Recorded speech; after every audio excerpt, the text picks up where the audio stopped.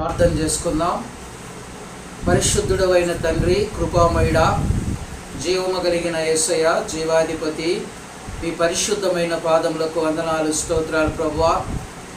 29/3/2020 సంవత్సరంలో మీ పాద సన్నిధానంలో చేరి మిమ్మల్ని స్తుతించే భాగ్యాన్ని మీరు మాకు అనుగ్రహించిన విధానము కొరకై మీకు వందనాలు, స్తోత్రాలు ప్రభువా. నాయన, ఈ యొక్క దినం ఆరాధన జరగకుండా ఎన్నో ఆటంకాలు వచ్చినప్పటికీ కూడా నాయన ప్రభా, ఈ దినంలో ఈ విధంగా వాక్యాన్ని ప్రచురము చేయుటకు మీరు ఇచ్చిన ధన్యత కొరకై మీకు వందనాలు చెల్లిస్తుంటున్నాం. నాయన, దీని ద్వారా అనేక మంది రక్షించబడి మీ నామమునకు మహిమకరంగా ఉండినట్లు సహాయం చేయమని ప్రార్థన చేయించుంటున్నాం. లోకములో వచ్చినటువంటి తెగులను ఆయన మీరు పరిష్కారం చేసే దేవుడైనందుకు నీకు వందనాలు తెలియజేస్తుంటున్నాం. ఈసీఐ కరుణాపాలెం గాంధీనగర్ సంఘములో నుండి ప్రభా మీకు కృతజ్ఞతాస్తుతులు చెల్లిస్తుంటున్నాం. ప్రభా, వినేవారి ప్రతి హృదయాల్లో అయినా మీరు అద్భుత కార్యములు జరిగించమని ప్రార్థన చేయించున్నాం. పరిశుద్ధాత్మదేవా, నీ ప్రసన్నత మీరు దయచేయమని ప్రార్థన చేయించున్నాం. కొద్దిసేపు నీ వాక్యం ద్వారా మాతో మాట్లాడండి ప్రభా. ఈ వాక్యం ప్రతి హృదయాన్ని బలపరచున్నట్లు, స్థిరపరచున్నట్లు నీ ప్రసన్నత, దయా, కృప, కనికరం తోడుగా ఉంచమని ఆశీర్వదించమని యేసు నామములో అడుగుచున్నాం తండ్రి, ఆమె. యేసుక్రీస్తు ప్రశస్త నామములో మీ అందరికీ వందనాలు తెలియజేస్తుంటున్నాను. ఈ ఉదయకాల సమయంలో పరిశుద్ధుడైన దేవుడు మిమ్మలను ఆశీర్వదించినట్లు పరిశుద్ధ గ్రంథములో నుండి ఒక మంచి వాక్య భాగాన్ని మనం చదువుకుందాం. 91వ కీర్తనలో ఉన్నటువంటి ఒక పరిశుద్ధమైన మాట మనం చదువుకుందాం. 91వ కీర్తనలో 3వ వచనాన్ని మనం చదువుదాం. పరిశుద్ధ లేఖనం ఈ విధంగా చెప్పబడుతుంది. వేటకాని ఉరిలో నుండి ఆయన నిన్ను విడిపించును, నాశనకరమైన తెగులు రాకుండా నిన్ను రక్షించునని 2 మాటలు చాలా స్పష్టంగా పరిశుద్ధుడైన దేవుడు మనకు హెచ్చరిక చేస్తున్నారు. వేటగాడు అనగా ఎవరు? నాశనకరమైన తెగులు అంటే ఏంటి? ఈరోజు మనం 29వ దినమున పరిశుద్ధ లేఖనం ద్వారా గమనించినప్పుడు 124వ కీర్తనలో 6వ వచనంలో దేవుడు ఈ విధంగా చెప్పాడు, వారి పండ్లకు మనను వేటగా అప్పగింపని యెహోవా స్తుతి నొందును గాక. 124వ కీర్తనలో 7వ వచనం, పక్షి తప్పించుకున్నట్లు మన ప్రాణము వేటకాండ్ర ఉరి నుండి తప్పించుకొని ఉన్నది, ఉరి తెంపబడను, మనము తప్పించుకొని ఉన్నాం. దేవుని బిడలైనటువంటి మనము తప్పించుకోవడానికి దేవుడు మార్గాన్ని చూపిస్తాడు. వేటగాడు అనగా సాతానుడు. ఆ సాతానుడు మనలను తన యొక్క బందీగృహంలో మనల్ని ఉంచుకొని మనకు వేదన కలిగించాలని, మనకు బాధను కలిగించాలని సాతానుడు తన యొక్క బిడలకు వేట ఆడాలని చెప్పి ఎదురు చూస్తూ ఉంటాడు. అయితే 124 కీర్తన 6వ వచనం ప్రకారం మనం చదివినట్లయితే మనలను దేవుడు వేటకానికి అప్పగించకుండానట్లుగా ఆయన మనల్ని తప్పిస్తాడు. ఎందుకంటే ఆయన మనల్ని తప్పించడానికి శక్తిమంతుడు, ఆయన ఉన్నతమైన దేవుడు. ఈ యొక్క మంచి ఉదయకాల సమయంలో వారు ఉరి వదులుతాడు, కానీ ఆ యొక్క ఉరిలో నుండి దేవుడు మనల్ని తప్పిస్తాడు. మనల్ని తప్పించగలిగిన మహాశక్తిమంతుడైన యేసుక్రీస్తు ప్రభువారు ఉన్నారు. 91వ కీర్తన 6వ వచనం ప్రకారంగా చీకటిలో సంచరించు తెగులకైనను, మధ్యాహ్నమందు పాడు చేయు రోగమునకైనను నీవు భయపడకుందు. సాతానుడు అనేక తెగుళ్లను, అనేక వేదనలను, అనేక బాధలను తీసుకొని వస్తాడు. ఈ దినాల్లో దేవుని నామం మహింపరచబడకుండా, ఆరాధనలు ఆపివేసి మనం ప్రార్థన చేయకుండా కొన్ని ఆటంకాలను తీసుకొచ్చాడు. అయితే ఏదో ఒక రూపంలో దేవుడు తన యొక్క నామాన్ని మహింపరచుకుంటాడు. ఎందుకంటే మనకు తెగుళ్ళు రావాలని, మనము పాడు చేయబడాలని, మనము నాశనము చేయబడాలని సాతానుడు అనేక రకములైనటువంటి పన్నాగాలు పన్నుతూ ఉంటాడు. అయితే ఆ యొక్క పన్నాగములో నుండి దేవుడు మనల్ని రక్షిస్తాడు. అలా దేవుడు ఎలాగా మనల్ని రక్షిస్తాడు, ఆ నాశనకరమైన తెగులు రాకుండా దేవుడు ఎలాగా మనల్ని తప్పిస్తాడు అని బైబిల్లో మనం చూసినట్లయితే సంఖ్యాకాండము 16వ అధ్యాయంలో మనం 47-48 వచనాల్లో మనం చదివినప్పుడు మోషే చెప్పినట్లు అహరోను వాటిని తీసుకొని సమాజము మధ్యకు పరిగెత్తిపోయినప్పుడు తెగులు జనులలో మొదలు పెట్టుండడం. తెగులు ఆరంభమైంది. దేవుని మాట విననప్పుడు, దేవునికి లోబడినప్పుడు, దేవుని చిత్తాన్ని నెరవేర్చినప్పుడు అక్కడ తెగులు ప్రారంభమైంది. ఈ 2020వ సంవత్సరంలో ఈ యొక్క 29వ దినాన దేవుని వాక్యాన్ని వింటున్న మన యొక్క జీవితాల్లో భయాన్ని సాతాను తీసుకొచ్చాడు. ఏ దినంలో ఏం జరుగుతుందో, ఎప్పుడు మనకు తెగులు వస్తుందో, ఎప్పుడు మనకు బాధ వస్తుందో, ఎప్పుడు మనకు వ్యాధి వస్తుందని ప్రపంచమంతా కూడా అల్లకల్లోలమైనటువంటి పరిస్థితుల్లో, దిగులుతో ఉన్నటువంటి పరిస్థితుల్లో ఈనాడు మనం సతమతమవుతున్నాం. ఎప్పుడు ఏం జరుగుతుందో తెలియనటువంటి పరిస్థితుల్లో ఉన్నాం. ఆనాడు కోర కుమారులు చేసినటువంటి అపరాధాలను బట్టి, తప్పిదములను బట్టి వాళ్ళకి తెగులు మొదలు పెట్టినట్లు ఇక్కడ మోషే ఆరోను చక్కగా రాయబడింది.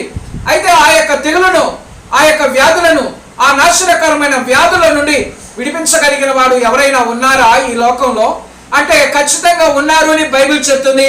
ఇక్కడ 48వ వచనంలో ఏంటి అక్కడ రాయబడినటువంటి మాట గమనించినట్లయితే, కాగా అతడు ధూపం వేసి ఆ జనుల నిమిత్తం ప్రాయశ్చిత్తము చేసెను. అతడు సచ్చిన వారికి బ్రతికిన వారికి మధ్య నిలబడగా తెగులు ఆగెను. అక్కడ ధూపం వేశారు, ప్రార్థన ధూపం. దేవునికి ప్రార్థన చేశారు, ప్రభుని మహిమపరిచారు, ప్రభుని గణపరిచారు, ప్రభుని స్తుతించారు. ఆయన నామాన్ని గణపరిచిన పరిస్థితుల్లో తెగులు ఆగిపోయింది. ఈరోజు వాక్యాన్ని వింటున్న నా ప్రియమైన సహోదరి సహోదరుడా, తెగులు రాకుండా కాపాడగలిగిన శక్తి మన యేసు క్రీస్తు ప్రభు వారికి ఉన్నది. అక్కడ కొన కుమారులు కూడా చేసినటువంటి తప్పిదాన్ని బట్టి వాళ్ళకు అహరోను కానీ అక్కడ మోషే గారు ఉన్నటువంటి సమయాల్లో వారు సమాజం మధ్యలోనికి వచ్చినప్పుడు తెగులు ప్రారంభమైంది. ఆ తర్వాత వాళ్ళు చేసినటువంటి పని ఏంటంటే ధూపము వేశారు. అలా ప్రార్థన అయినటువంటి ధూపం వేసిన తర్వాత చచ్చిన వారికి, బ్రతికున్నటువంటి వారికి మధ్యలో నిలవబడగా తెగులు ఆగిపోయింది. ఈరోజు వాక్యాన్ని వింటున్న ప్రియమైన దేవుని బిడ్డలారా, కరోనా అనేటువంటి వైరస్, ఆ వ్యాధి వలన ప్రపంచమంతా కూడా భయంకరమైన పరిస్థితుల్లో ఉంది. బయటకి పోలేనటువంటి పరిస్థితి, ఇంట్లో ఉండలేనటువంటి పరిస్థితి. ఇలాంటి పరిస్థితుల్లో ఏం చేయాలి అర్థం కానటువంటి పరిస్థితుల్లో మనం జీవిస్తున్నాం. ఏ వ్యాధి ఎప్పుడు వస్తుందో, ఏ బలహీనత ఎప్పుడు వస్తుందో, బయటకు పోతే ఏం జరుగుతుందో, ఇంట్లో ఉంటే ఏం జరుగుతుందో అన్నటువంటి ఒక భయంకరమైనటువంటి పరిస్థితిని సాతానుడు తీసుకొచ్చాడు. అయితే దేవుడు చెప్తున్నాడు, చీకటిలో సంచరించు తెగులుకైనను, మధ్యాహ్నమందు పాడు చేయి రోగమునైనను నీవు భయపడకుందు. దేవుడు నీతో చెప్తున్నాడు.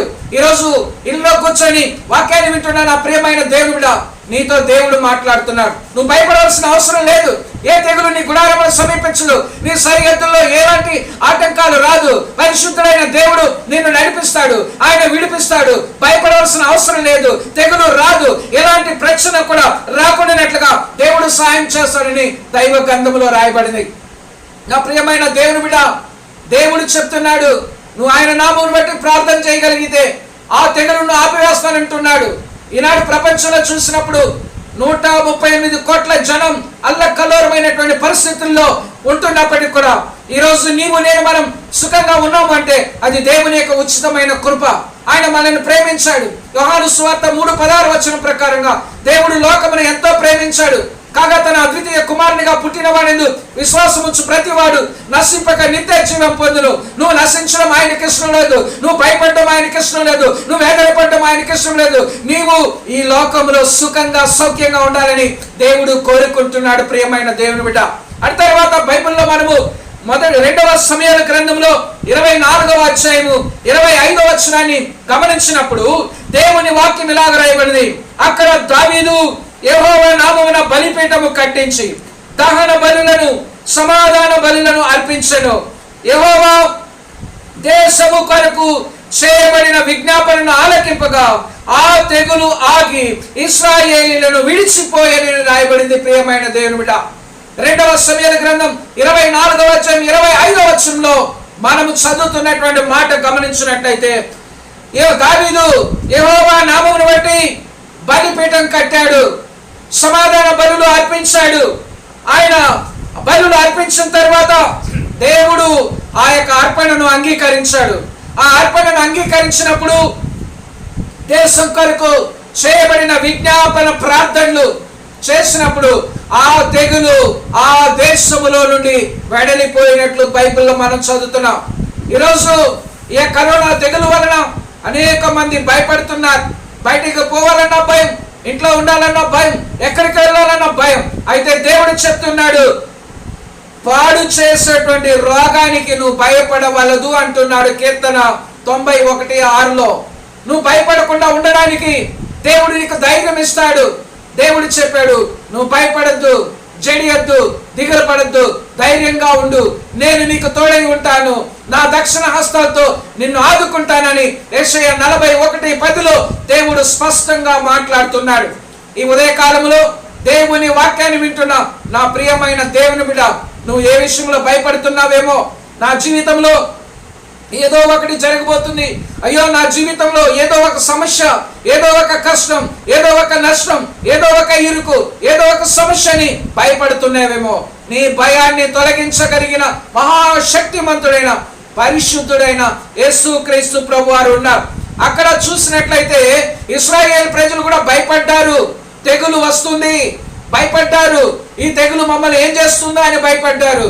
దావీదు యెహోవా నామమును బట్టి బలిపీఠాలు కట్టి సమాధాన బలులు అర్పించి ప్రార్థన ధూపం వేసి దేవుని మహిమపరిచాడు. అలా దేవుని మహిమపరిచినప్పుడు దేవుని ప్రసన్నత వాళ్ళలోనికి దిగి వచ్చింది, దేవుని అభిషేకం వాళ్ళలోనికి దిగి వచ్చింది, దేవుని కృప వాళ్ళలోనికి దిగి వచ్చింది. అలా ప్రార్థన చేసినప్పుడు ఆ తెగులు ఇశ్రాయేలును విడిచిపోయాను.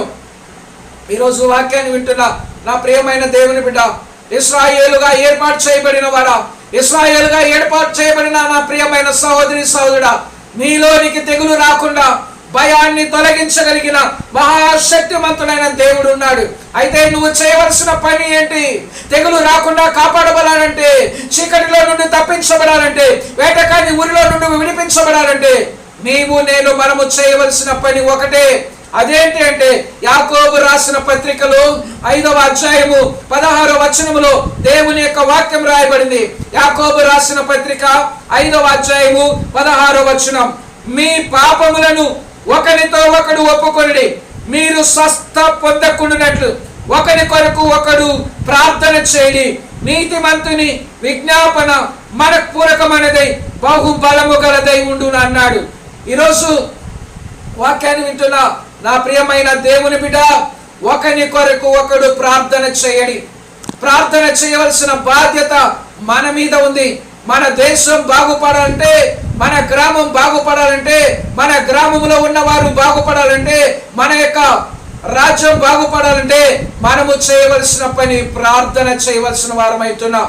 ఈరోజు వాక్యాన్ని వింటున్న ప్రియమైన దేవుని బిడ్డ, ఈ వారమంతా దేవుని ప్రసన్నత, దేవుని యొక్క కృప, దేవుని యొక్క కనికరం నీకు తోడుగా ఉంటుంది.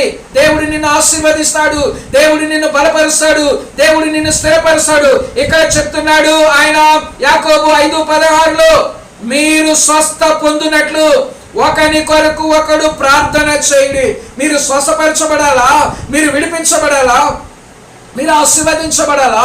దేవుడు చెప్తున్నారు, మీరు ఒకరికొకరకు ప్రార్థన చేయండి. నీతిమంతుల ప్రార్థన విజ్ఞాపనలు ఆయన అంగీకరించున్నాడు. ఈరోజు వాక్యాన్ని వింటున్న ప్రియమైన దేవుని బిడ్డ, పనికి వెళ్ళటం లేదే, లేకపోతే కంపెనీలు మూసేస్తారేమో, నా జీతం తరిగిపోతుందేమో అని వేదనతో ఉన్న పరిస్థితుల్లో దేవుడు నీతో మాట్లాడుతున్నాడు. నీకు రావాల్సిన ప్రతి ఈవులను కూడా పరిశుద్ధుడైన దేవుడు నీకు అనుగ్రహించడానికి ఆయన సిద్ధంగా ఉన్నాడు. రేపటిని గురించి నువ్వు చింతపడకూడని దేవుని వాక్యం చెప్తుంది.